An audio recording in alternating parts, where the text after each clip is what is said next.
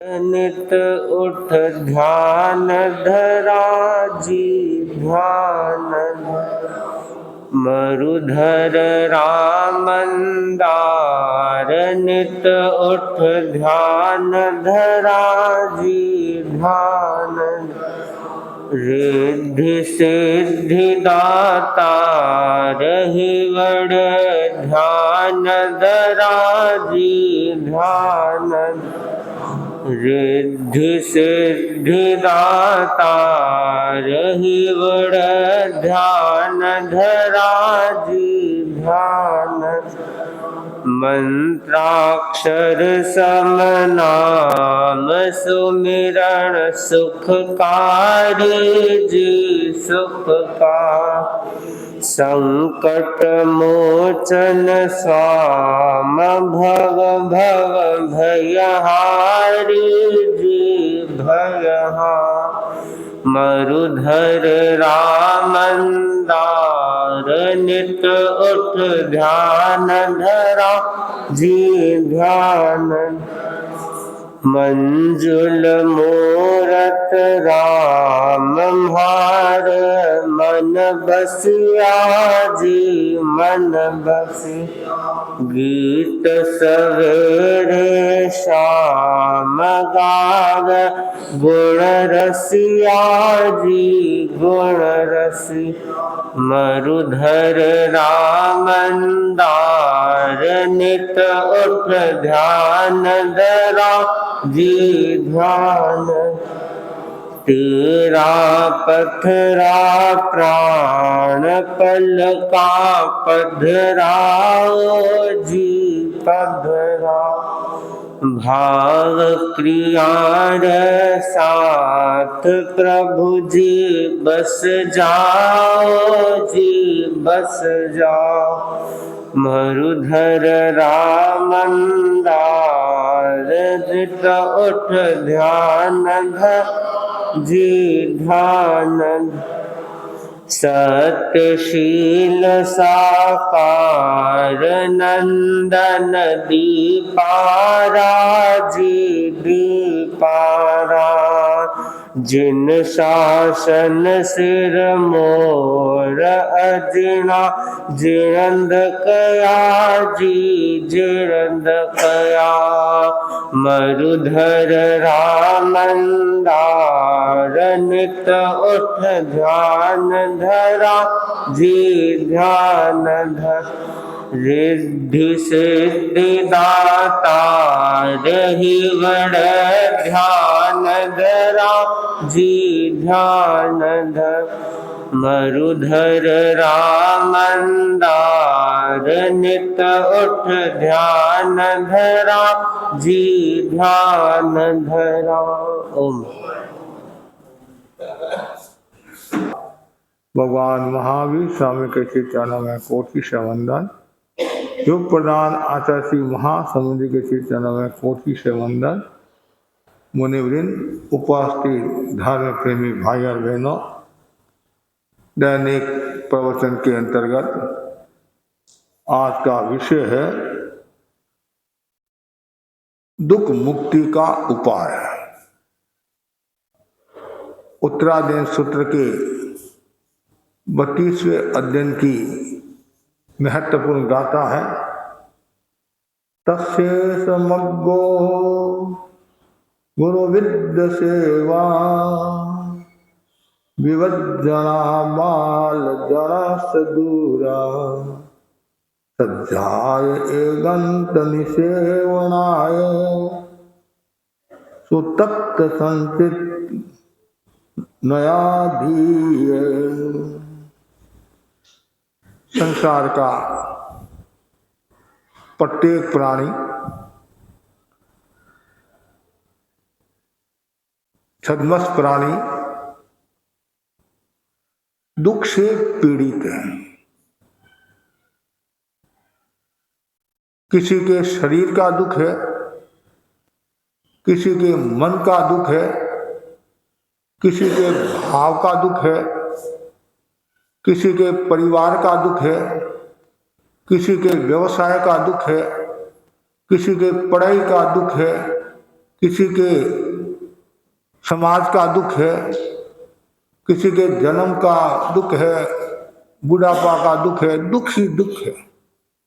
और ज्ञानी जन कहते हैं पूरा संसार दुख की भट्टी में जल रहा है, पूरा संसार दुखों का कलेश है, दुखों का घर है।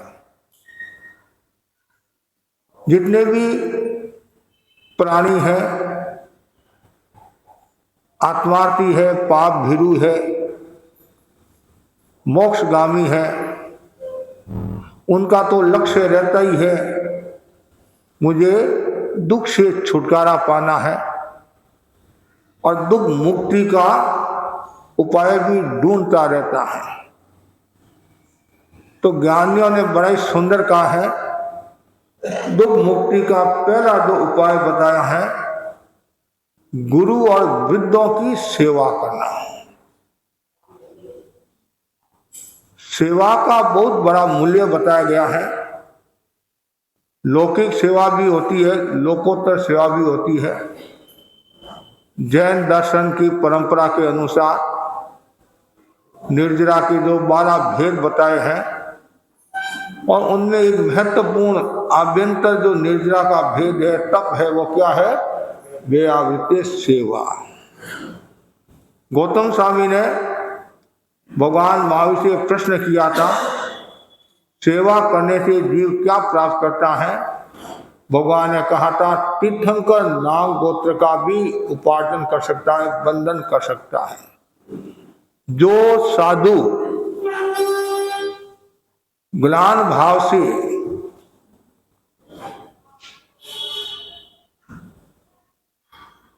अग्लान भाव, दो शब्द है, ग्लान और अग्लान दो शब्द है। जो साधु निष्ठा के साथ कर्म निद्रा की दृष्टि से शुद्ध साधुओं की सेवा करता है, गुरुओं की सेवा करता है, वृद्ध जनों की सेवा करता है, बहुत बड़ी शक्ति संपदा को प्राप्त होता है। सेवा में कोई भी प्रकार का भेदभाव नहीं होना चाहिए, न स्वार्थ का भाव होना चाहिए, न सौदाबाजी की भावना होनी चाहिए। मैं सासू की, ससुर की सेवा करूंगा, पिता की सेवा करूंगा, गुरु की सेवा करूंगा, तो मुझे तिजोरी की चाबी मिल जाएगी, घर की चाबी मिल जाएगी और देशी भाषा में कंदोला मिल जाएगा। सोना का कंदोला भी बोलते, और भी कई चीजें ऐसी, वो मिल जाएगा, ये मिल जाएगा, चाबियों का गुच्छा मिल जाएगा। वो सेवा तो फिर सेवा नहीं है, सौदाबाजी होगी। पुराने समय में 5-7 बच्चे होते थे तो वो सोचते कुछ मिल जाएगा तो सेवा करते। और अभी वर्तमान में बड़े होशियार है, एक ही होता है, सेवा नहीं करता है तो भी जाएगा का मेरे पास ही आएगा, कहाँ जाएगा। ऐसे भाव, ऐसा चिंतन भी लोगों का हो सकता है, लेकिन सेवा में कभी भी स्वार्थ का भाव, सौदेबाजी का भाव नहीं होना चाहिए। दुख से छुटकारा पाना है कि जो मनोयोग के साथ कर्म निद्रा की दृष्टि से अपना कर्तव्य समझकर जो सेवा करता है, उस सेवा का विशेष मूल्य होता है। घरों में भी देखते हैं कुछ बच्चे बहुत ही माँ बाप को समाधि पहुंचाते हैं, माँ बाप की सेवा करते हैं कि जिस माँ बाप ने मुझे जन्म दिया है, मेरा नैतिक कर्तव्य है कि मैं निष्ठा के साथ उनकी सेवा करूं।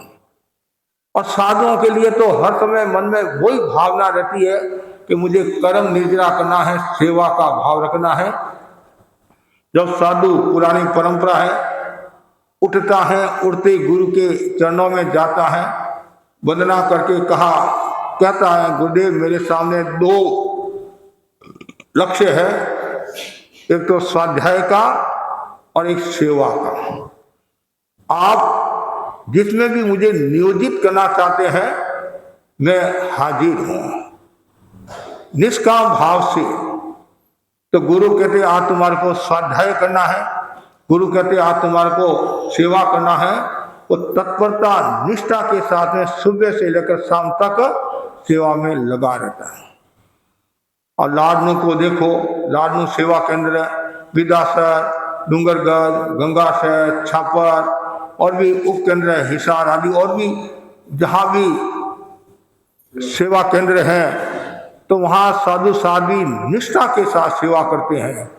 और जब मर्यादा महोत्सव का समय आता है, अब मर्यादा महोत्सव आने वाला है, तो पहले 15-20 दिन पहले सुबह जब साध्वियाँ गुरु के दर्शन करने के लिए आती है सूर्योदय के बाद, उसमें अर्ज करती है कि सेवा का मौका, चाकरी फरमाओ, सेवा का मौका। तो बार बार अर्ज करते रहते हैं और गुरु जिसको योग्य समझते हैं, उचित समझते हैं, तो उनको दिशा निर्देश देते हैं, इस बार तुम्हारे को सेवा करना है। और कुछ साधु साधु हमारे ऐसे हैं तो निरंतर वो भावना ही भाते रहते हैं कि मुझे कर्म निद्रा का मौका मिले, सेवा का मौका मिले। और कुछ साधु ऐसे भी होते हैं कि जब व्यवस्था की तो सेवा करना ही है और अपेक्षा नहीं है, फिर भी वो निवेदन करते रहते हैं कि मुझे मौका मिले, मैं निर्जरा करूं। हमारे कुछ साधु साधु ऐसे हैं कि वो गुरुदेव को निवेदन करते हैं कि जितने भी सेवा केंद्र हैं सब सेवा केंद्रों में मैं सेवा करूं, ये भावना रखनी चाहिए। आचार्य भिक्षु ने भी कहा था और आचार्य ने भी कहा, और बात भी हमारे साधु साधु भी फरमा रहते हैं, जिस धर्म संघ में सेवा भावना होती है वह संघ दीर्घ जीवी, तेजस्वी, यशस्वी होता है।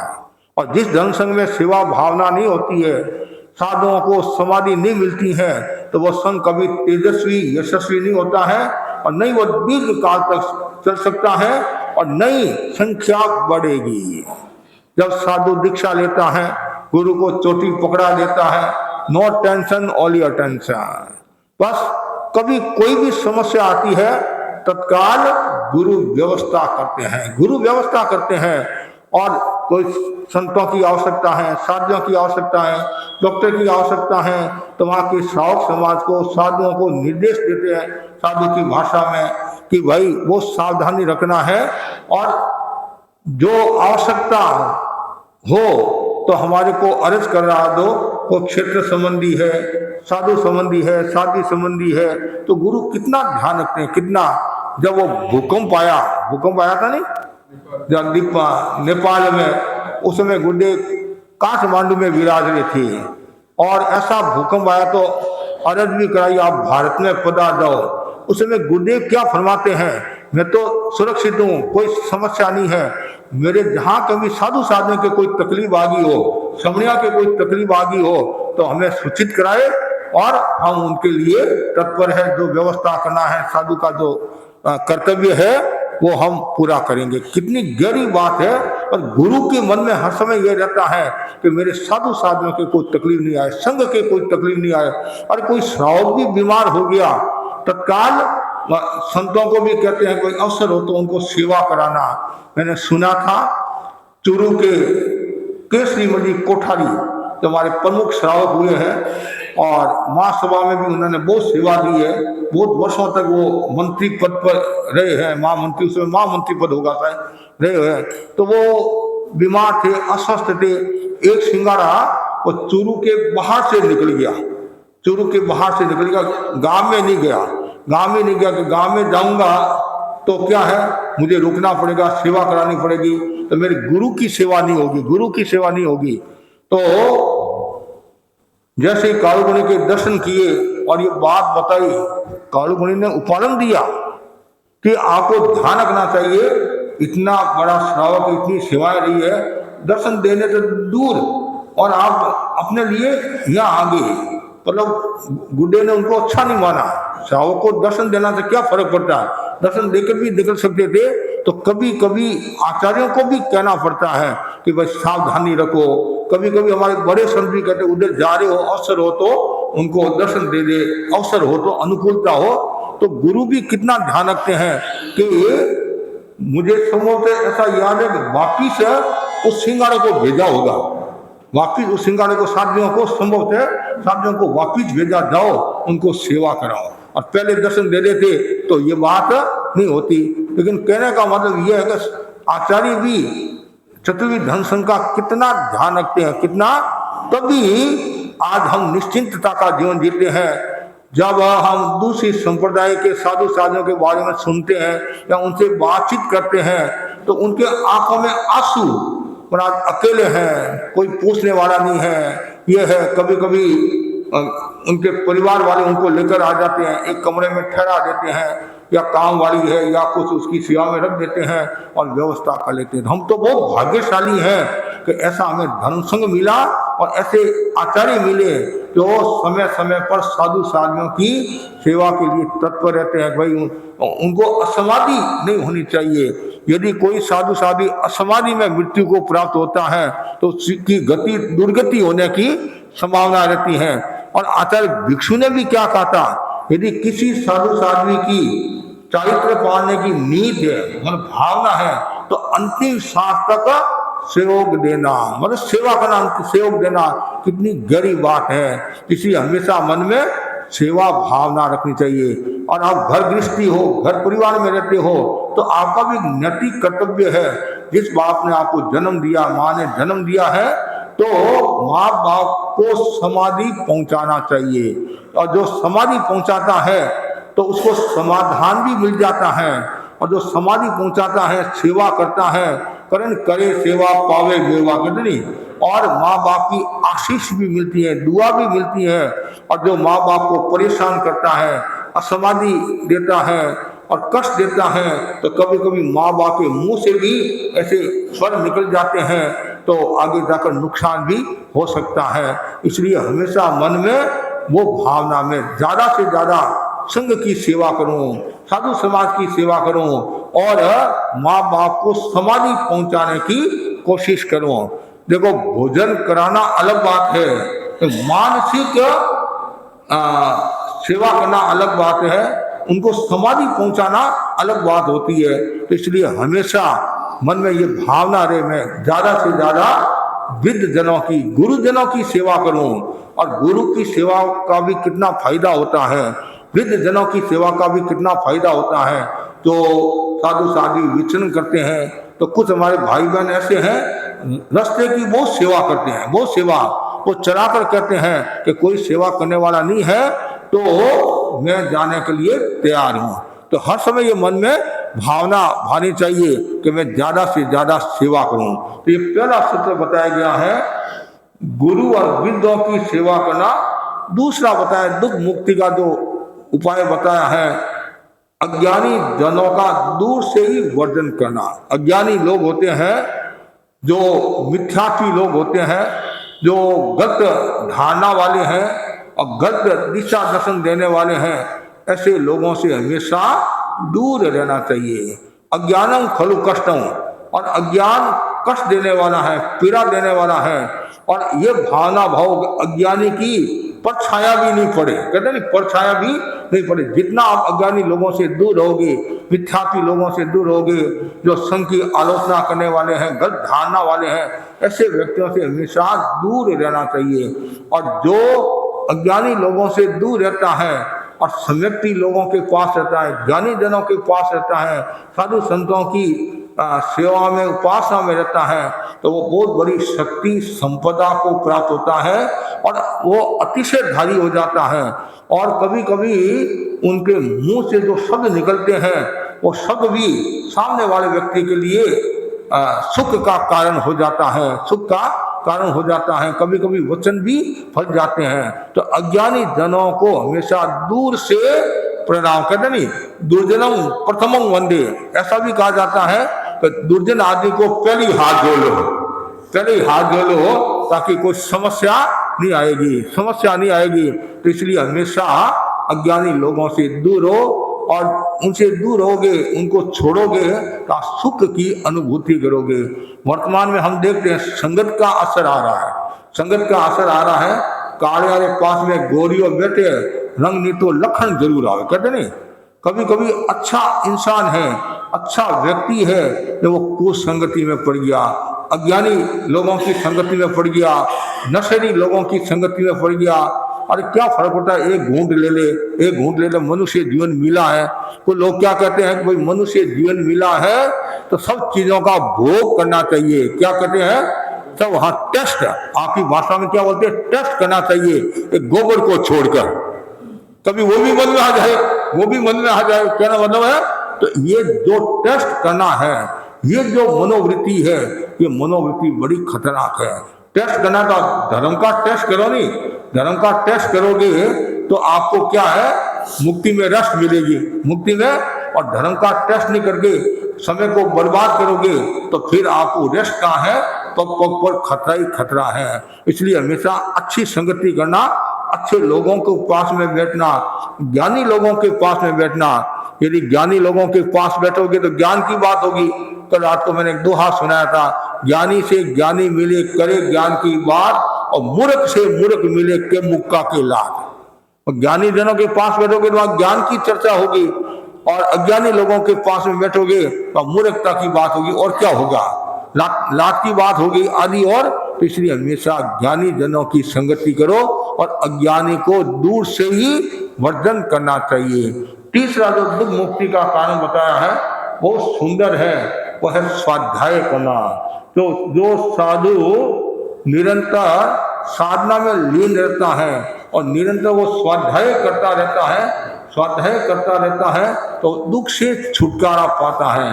और जो स्वाध्याय नहीं करता है और इधर उधर की बातों में समय व्यतीत कर लेता है तो जिंदगी भर तक वो पश्चाताप करता है कि मैंने ये कीमती जो समय है, कीमती जो क्षण है, इन क्षणों को मैंने व्यर्थ गंवा दिया। इसलिए कहा जाता नहीं, टाइम इज मनी, समय ही धन है, समय ही प्राण है, और समय जीवन का लघु संस्करण है। जो व्यक्ति समय का मूल्यांकन करता है तो समय भी उसका मूल्यांकन करता है, और समय भी उसका साथ देता है। तो समय का दुरुपयोग करता है और इधर उधर की बातों में समय गंवा देता है, वो जिंदगी भर तक दुख को प्राप्त होता है, कष्ट को प्राप्त होता है। लेकिन जो समय का सदुपयोग करता है, समय का अंकन करता है और स्वाध्याय में अपना समय व्यतीत करता है, वो सुख को प्राप्त होता है। स्वाध्याय का बहुत बड़ा मूल्य बताया गया है। ऐसा कहा जाता है स्वाध्याय से अनेक शक्तियों को प्राप्त किया जा सकता है। पदानुसारिणी विद्या को प्राप्त किया जा सकता है, लब्धि को प्राप्त किया जा सकता है, और स्वाध्याय से एकाग्रता का विकास होता है और मन की स्थिरता बढ़ती है, वासना कामना कंट्रोल में रहती है और चंचलता समाप्त होती है, और व्यक्ति निरंतर आत्मनिरीक्षण करता रहता है, मैं कौन हूँ, कहाँ से आया, मुझे कहाँ जाना। निरंतर स्वाध्याय का भाव, तपो ही स्वाध्याय, कितना कहा है, मतलब स्वाध्याय को तप कहा गया है। पर स्वाध्याय के समान न अतीत में कोई तप था, न वर्तमान में है और न भविष्य में होगा। सत्य साहित्य का पठन पाठन करना ही स्वाध्याय है। आप मैगजीन पढ़ते हैं, पुस्तक पढ़ते हैं, जिस पुस्तक पढ़ने से राग देश बढ़ता हो, संसार बढ़ता हो, वो स्वाध्याय नहीं है। जिस पुस्तक पढ़ने से राग देश बढ़ता हो, संसार बढ़ता हो, मन में शांति मिलती हो, समाधि मिलती हो और सकारात्मक चिंतन का भाव बढ़ता हो, उस स्वाध्याय का विशेष मूल्य होता है। एक समय था कि क्या स्वाध्याय करें, हमारे पास में किताबें नहीं है, और आज ये है क्या क्या स्वाध्याय करें, क्या क्या स्वाध्याय करें। मतलब इतनी किताबें हो गई है, हम आचार्यों के, साधु संतों के आभारी हैं जिन्होंने युग की नब्ज को देखकर और कितना साहित्य लिखा है और कितनी प्रेरणा। आचार्य तुलसी का साहित्य पढ़ो, आचार्य महाप्रज्ञ जी का पढ़ो, आचार्य महासमुद्र जी का पढ़ो, शासन माता साधी प्रमुखा जी का, विश्व विभा जी का, साधी मतलब और भी संत सत्या का जो साहित्य जरूर पढ़ना चाहिए। और स्वाध्याय पढ़ने से ज्ञान की वृद्धि होती है। यदि आपको ज्ञान प्राप्त करना है तो निरंतर स्वाध्याय किया करो, और स्वाध्याय करने से आत्मा का विकास होता है और आत्मा का शुद्धिकरण होता है और चेतना का ऊर्ध्वारोहण होता है। इसलिए निरंतर स्वाध्याय सत्य साहित्य पढ़ना चाहिए। कुछ लोग हैं अखबार में 1 घंटा 2 घंटा लगा देते हैं, एक एक अक्षर पढ़ते हैं, एक एक अक्षर पढ़ते हैं। कुछ लोग तो बाथरूम जाते हैं साथ में अखबार लेकर जाते हैं, तो टाइम भी पास हो जाता है, लेकिन वो स्वाध्याय नहीं है। हम घंटा 2 घंटा उसमें लगाते हैं, और वो यदि सत्य साहित्य में लगाए तो ज्ञान की भी वृद्धि होगी, कर्म निद्रा होगी, शुभ अध्यवसाय का निर्माण होगा, और कितना लाभ होगा, कितना। और जब आप निरंतर स्वाध्याय करोगे तो आप व्याख्यान सुनोगे तो आपको सुनने का आनंद आएगा। क्यों? कि आप निरंतर स्वाध्याय करे हो तो कभी गुणस्थान की बात आती है, कभी बावन बोल की बात आती है, कभी कर्मलेशिया की बात आती है, कभी चारित्र की बात आती है, कभी गमा की बात आती है, और कभी लघु दंडक की बात आती है। ज्ञान है तो तत्काल अरे हाँ मेरे को भी लघु दंडक आता है, मेरे को भी 25 बोल आता है। और यदि नहीं आता है थोड़ी गहरी मैंने बात कर दी, भवि क्या है, अभवि क्या है, चरम क्या है, अचरम क्या है, परित क्या है, अपरित क्या है, अटपुद्गल परावर्तन क्या है, तो आप लोग क्या सोचते हैं महाराज तो बोरिंग वाला प्रवचन करें। क्या बोरिंग वाला, और आपको नींद आने लग जाती है। क्यों? वो कभी आपने सुना नहीं। लेकिन निरंतर स्वाध्याय करोगे तो धीरे धीरे क्या होगा, आपका विकास होगा। क्या होगा? विकास होगा। इसलिए स्वाध्याय जरूरी है। जितना ज्यादा स्वाध्याय होगा उतना ही आपका अज्ञान दूर होगा, कषाय दूर होगा, आसक्ति दूर होगी, और आपको आनंद की अनुभूति होगी। आज भी हमारे कुछ ऐसे भाई है जो निरंतर स्वाध्याय में लीन रहते हैं। एक 13 साल की लड़की ने पुस्तक लिखी, कितनी 13 साल की लड़की ने पुस्तक लिखी, और दूसरी पुस्तक की चाहे वो तैयारी है या आने वाली है, तो उसने मेरे को बताया कि 1000 पुस्तकें पढ़ ली है। 13 साल की लड़की ने 1000 पुस्तकें पढ़ ली है। लेकिन हमारे यहाँ इतने वृद्ध लोग हैं, अनुभवी लोग हैं, तो शायद मेरे ख्याल 50-100 किताबें नहीं पढ़ी होगी। तो जिनको पढ़ने का शौक होता है तो फिर वो सारी रात वो पुस्तक, कभी कभी एक किताब एक दिन में ही पूरी कर लेते हैं। जिनको वो शौक लग जाता है पढ़ना है, तो पढ़ते रहते हैं। और जैसे पढ़ोगे तो ज्ञान बढ़ेगा, फिर व्याख्यान जो देता है तो भाषा का परिष्कार भी होगा, और नई नई बातें आप व्याख्यान में सुनाओगे।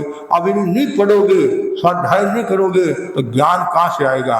तो ठीक है 1-2 दिन तो व्याख्यान दे दिया, और निरंतर व्याख्यान देना है, 12 मासी व्याख्यान देना है, तो ज्ञान के बिना क्या दोगे? हमारे मुनि नटमल्ली स्वामी बागोर के थे, सुजानगढ़ में 18 वर्ष तक वो छिलवासी के रूप में रहे। उनके साथ में मुनि सोहनलाल जी स्वामी थे खाटू के। तो मुनि नटमल्ली स्वामी के पास में बैठकर रोजाना आधा घंटा तैयारी करती थी, फिर बाद में वो व्याख्यान देने के लिए जाती थी। और 18 साल एक ही क्षेत्र में रहना और लोगों को बांधे रखना बहुत बड़ी बात है। आज तो 4-6 महीना में भी आदमी को कंटाल आने लग जाता है कि मरा नए आए तो अच्छा है, मरा नए आए तो अच्छा है, अब ये मरा तो पुराने हो गए हैं, तो कभी कभी वो भी भाव आ जाता है। लेकिन उनको देखो, आप निरंतर 18 साल रहने के बावजूद भी उन्होंने क्षेत्र को उगने नहीं दिया, पूरे क्षेत्र को हाथ में रखा। ये बहुत बड़ी विशेषता। तो स्वाध्याय, आचार्य महाप्रज्ञ जी का जीवन आपने पढ़ा, कितना स्वाध्याय करते थे। केवल जैन आगमों का ही नहीं, अन्य दर्शनों का भी उनको अध्ययन था। सांख्य दर्शन के बारे में, वैदिक दर्शन के बारे में, चाहे जैमिनी दर्शन, चाहे नास्तिक दर्शन, कोई हो, मतलब कितना विशेष ये वैशेषिक दर्शन के बारे में इतना उनको ज्ञान था। हम तो सुनते जाते, इतना ज्ञान इनको कहाँ से आया, मतलब। लेकिन जब आत्मा सरल होती है, पवित्र आत्मा होती है, और होशम अच्छा होता है तो ज्ञान हो जाता है, और कभी कभी विशिष्ट शक्ति को भी प्राप्त कर लेते हैं। ऐसा कहा जाता है वो अतीन्द्रिय चेतना के धारक थे, विशिष्ट ज्ञान के धारक थे। तो जब रास्ता मिल जाता है, स्रोत मिल जाता है, तो फिर धीरे धीरे ज्ञान बढ़ता रहता है। एक तो पुस्तकीय ज्ञान होता है, और एक हृदय का ज्ञान होता है। हृदय का जो ज्ञान होता है उसका एक अलग मूल्य होता है, और पुस्तकीय ज्ञान का अलग मूल्य होता है। लेकिन ज्ञान जरूरी है, और ज्ञान प्राप्त करना है तो निरंतर स्वाध्याय करते जाओ। स्वाध्याय करोगे तो आपको आनंद की अनुभूति होगी। और बोलना तो है वाइफ, क्या बोलना है वाइफ, और उसको वाइफ तो नाम आया नहीं, पाइप बोलने लगी। वाइफ की जगह क्या बोलने लगी, पाइप बोलने लगी। अब बोलना तो है हस्बैंड, अब बोलता है हैंड पंप बोलते नहीं, हैंड पंप भी बोलते नहीं, हैंड पंप। अब बोलना तो हस्बैंड है, अब बोल रही क्या है, हैंड पंप, अर्थ का अनर्थ हो गया। अब बोलना है ऐसो पंच नमो कारो, अब बोलता है ए पांचारो मुंडो काढ़ो। बोलना है पहीन जर मरना, पियर में जाकर मरना, अर्थ का अनर्थ हो जाता है। बोलना है परिमा, अब बोलता है पद्मा, और पद्मा उसकी औरत का नाम था और परिमा भूल गया और पद्मा बोल गया, बोलने लगी तो हंसी का पात्र हो जाता है। इसलिए ज्ञान होना जरूरी, सम्यक ज्ञान में भी सम्यक ज्ञान। ऐसे ज्ञान तो आपके पास में बहुत है जिसकी कोई कमी नहीं है। सुबह से लेकर शाम तक जितना ज्ञान देना है तो आप बिना तैयारी ज्ञान दे दोगे। हमारे को तो सुनाना लेकिन तो तैयारी करनी पड़ती है, देखना पड़ता है, और उस ज्ञान में कोई तैयारी की आवश्यकता नहीं है। सुबह यदि रेडियो शुरू हो जाता है तो बंद भी नहीं होता है। दो दोस्त मिले, एक दोस्त बोला मेरी माँ गजब की विदुषी है, मेरी माँ गजब की विदुषी है, तो कोई भी विषय दे दे उस पर 2 घंटा बोल सकती है। दूसरा दोस्त बोला बस इतना सही, मेरी माँ तो तेरी माँ से भी गजब की विदुषी है। कि क्यों, कैसे, कि विषय हो या मत हो, और सुबह से लेकर शाम तक रेडियो चालू रहता है, बड़बड़ करती रहती है। अब वो ज्ञान तो आपके पास में हो सकता है, लेकिन आत्मा का ज्ञान होना वो जरूरी है। आत्मा का ज्ञान नहीं होगा तो विकास कैसे होगा, दुख से छुटकारा कैसे मिलेगा। तो ज्ञान जरूरी है, स्वाध्याय जरूरी है, और जितना ज्यादा स्वाध्याय होगा उतना ही व्यक्ति दुख से छुटकारा पाएगा। चौथा जो सूत्र बताया गया है, एकांतवास करना। दुख से छुटकारा पाने का एक कारण है एकांतवास करना। एकांतवास का भी मूल्य है, और एक ये भी कह सकते हैं भीड़ में अकेलेपन की आराधना करना। भीड़ में अकेलेपन की आराधना करना। गण में रहूं निर्दाव अकेले, भिक्षु स्वामी ने कहा नहीं, गण में रहते हुए भी अकेलेपन की साधना करो। कभी कभी क्या है, आप जंगल में अकेले हो तो भी भीड़ जैसा माहौल हो जाता है, और भीड़ में रहते हो तो अकेलेपन जैसा माहौल हो जाता है। तो एकांतवास का बहुत बड़ा मूल्य है। हमारे साधु साधु आचार्य समय समय पर एकांतवास की भी साधना करते हैं, 2 घंटा 4 घंटा 6 घंटा। तो उससे क्या होता है, दुख से छुटकारा मिलता है। तो एकांतवास का भी अपना मूल्य है। 5वां जो सूत्र बताया गया है, सूत्र और अर्थ की चिंतना करना। जो आगम है, आगम का स्वाध्याय का बहुत बड़ा मूल्य है। जो हमारे सूत्र है, अर्थ है, और मतलब भगवान महावीर ने विस्तार के साथ फरमाया। भगवान महावीर ने विस्तार के साथ देशना दी, और गंदे लोग क्या करते हैं, उसको संक्षिप्त में घूमते हैं। 2 बात होगी नहीं। तो ये अर्थ और सूत्र का ज्ञान सबको होना चाहिए, और उस पर चिंतन करना। और लास्ट जो बिंदु बताया है वह है धैर्य रखना। ये मोक्ष व मुक्ति का उपाय। धैर्य भी बहुत जरूरी है। बहुत कम ऐसे लोग होते हैं तो धैर्य रखते हैं, ज्यादातर तो अधीर हो जाते हैं। कुछ सामान्य बात हुई तो भी अधीर हो जाते हैं, या थोड़ा सा हल्का सा कुछ कह दिया या थोड़ी सी शिक्षा दे दी, इतने में तो आंखें लाल हो जाती है, रूप दूसरा हो जाता है, और यमराज आ जाते हैं, देवता आ जाते हैं, कुछ न कुछ होता रहता है। इसलिए धैर्य रखना जरूरी है। और ऐसा कहा जाता है, बहुत सुंदर कहा गया है कि भाई साहूकार कौन और दिवालिया कौन। को लोग कहते हैं भाई इसने दिवालिया निकाल दिया, नुकसान कर दिया, लेकिन वास्तव में ज्ञानी जन कहते हैं जिसके धैर्य नहीं है, जो अधीर है, वो दिवालिया है, और जो धैर्यवान है वह साहूकार है। कितनी गहरी बात बताई है। तो हमें धैर्यवान होना है। और साधु के लिए भी कहा गया है धारेजा पियम अप्रियम। उत्तराधीन सूत्र में कहा गया है प्रिय अप्रिय में धारेजा, प्रिय अप्रिय को धारण करो, मतलब धैर्य रखो, और उसमें समता रखो। सुख में दुख में समता का भाव होना चाहिए, धैर्य का भाव होना चाहिए। इस प्रकार चावल की खेती में पानी की अधिक आवश्यकता रहती है, चावल की खेती में पानी की अधिक आवश्यकता रहती है, उसी प्रकार जीवन की खेती में धर्म रूपी पानी की आवश्यकता रहती है। वो धर्म है, क्या है, धैर्य। धर्म का सूत्र क्या है, धैर्य। तो धैर्य होना चाहिए। और जो जितना ज्यादा धैर्य रखेगा उतना ही वह आगे बढ़ेगा। और बहुत सुंदर कहा गया है कि धीर पुरुष कौन होता है, धीर पुरुष कौन होता है। तो गुरुदेव तुलसी एक सुक्ति सिखाते थे साधु संतों को कि विकार हेतु सती क्रियंते ईशान चेतांसी तएव धीरा। कितना सुंदर है ये कुमार संभव ग्रंथ का की सुक्ति है। जिसका मन विपरीत नहीं होता है वास्तव में वही धीर होता है, और जिसका मन विकार युक्त हो गया वो धीरवान नहीं है, धैर्यवान नहीं है। ऐसे तो आप कहते हैं महाराज ये बहुत धैर्य रखने वाला धीरता वाला है। क्यों? इसके अनुकूल काम हो रहे हैं, जिसके अनुकूल काम हो रहे तो वो तो धैर्य रखेगा ही। जिनके प्रतिकूल काम होता है उसमें यदि वो धैर्य रखता है तो समझना चाहिए वास्तव में वह धैर्यवान कहलाता है, धीर पुरुष कहलाता है। अब मेरे मन के अनुकूल सारे काम होते हैं, फिर मैं क्यों गुस्सा करूंगा, क्यों अधीरता रखूंगा।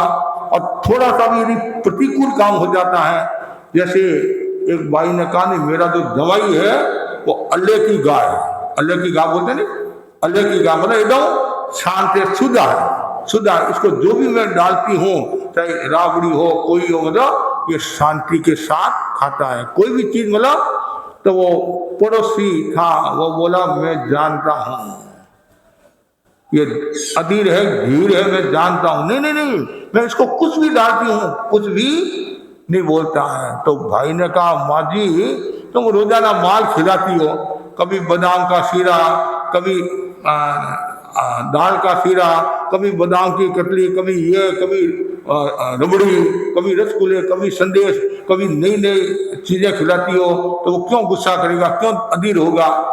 तुम यदि मेरी बात मानती हो एक दिन राबड़ी परोस कर देख ले, हाँ रबड़ी नहीं राबड़ी, राबड़ी परोस कर देख ले कि तुम्हारा जमाई कितना धीरवान है। नहीं नहीं नहीं मेरा जमाई तो गाय की अल्लाह है, करें अल्लाह की गाय, मतलब अल्लाह की गाय, अल्लाह की गाय है।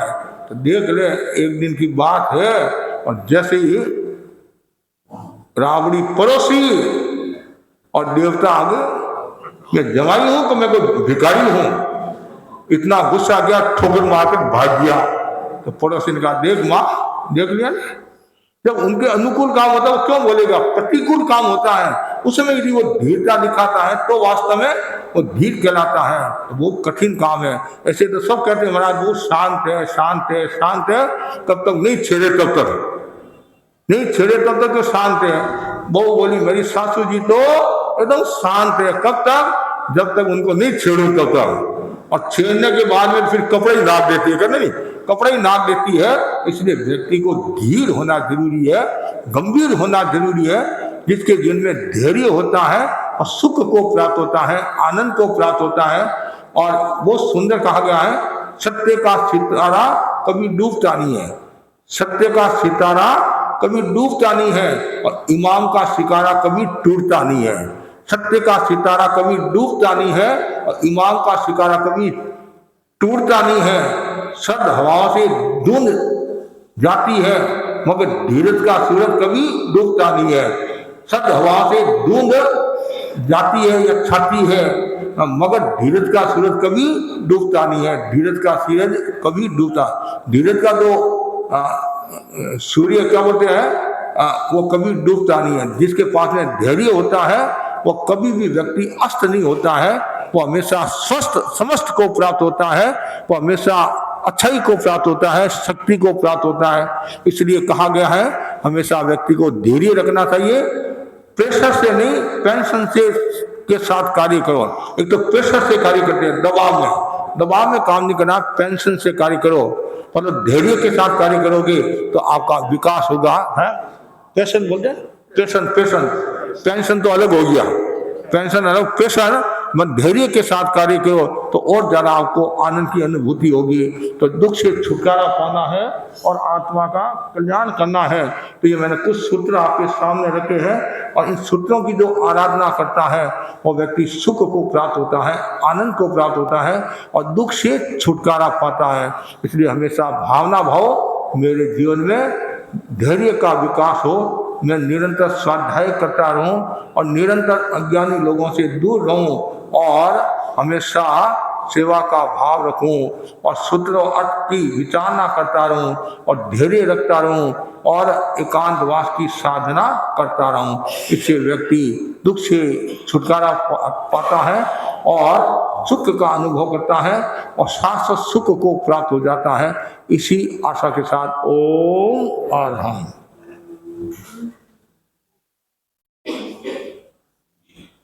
आज प्रवास का दूसरा दिन है और कल यहाँ से हम सुख समाधि विहार कर